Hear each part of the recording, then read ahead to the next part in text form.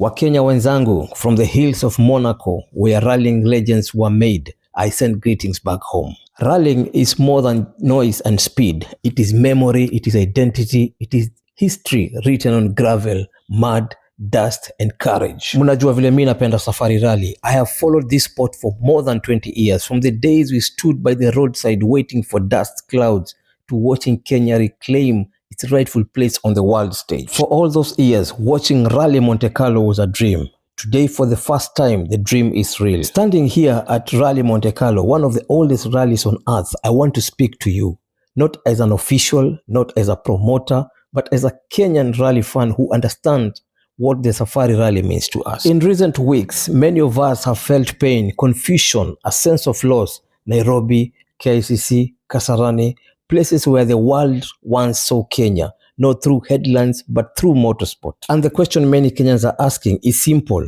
Why? Why change something that touched the people? From here in Monaco, I want you to know this. What is happening is not the end of Kenya's story in rallying. It is part of a much bigger chapter being written across the entire World Rally Championship. To understand this moment, we must look beyond our borders.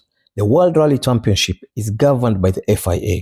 One set of rules, one calendar, one global standard. From 2026, every WRC rally, without exception, must follow a strict format.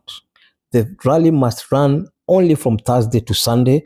Within those 4 days, organizers must fit a minimum of 300 kilometers of competitive stages, real racing, not ceremonies, not road sections. These rules apply here in Monaco, they apply in Finland, in Japan, in Chile, and yes, they apply in Kenya. Even historic rallies like Monte Carlo have had to adjust routes, schedules, and traditions to fit within this tighter window. For Safari Rally Kenya, the challenge was unique.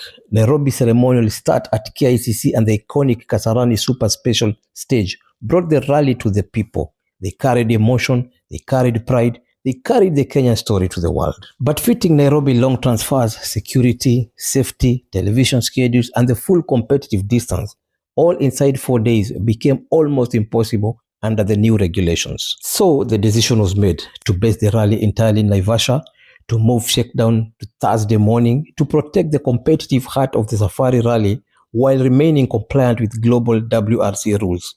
This was not a decision made lightly, and it was not a decision made against Kenya. It was a decision made so that the Safari Rally remains in the World Rally Championship, not just today, but for years to come. After nearly more than 2 decades of following rallying, I have learned one truth. The sport never stays still. Even here in Monaco, traditions have been adjusted. Routes have changed, schedules have been rewritten, not because history was forgotten, but because the sport must survive and grow. Kenya is no different. The Safari Rally is still feared by drivers, still respected by teams, still spoken about with awe in service parks around the world. The dust, the rocks of Kedong, the skies that change without warning, that is the real Safari, that is Kenya. Nairobi will always be part of our rally soul. Kasarani will always live in our memories, and no regulation can erase that. But let us also remember this.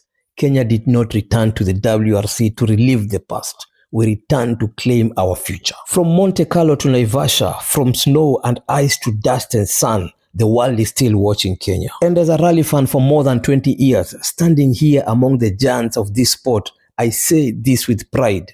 The Safari Rally is not being diminished, it is being protected. Kenya is not being pushed aside. Kenya is standing shoulder to shoulder with the world. Our story continues. Asanteni sana. Na hivyo ndio venye opening ceremony ya WRC 2026 Monaco Monte Carlo imekuwa. Wacha tuonane Kenya in March.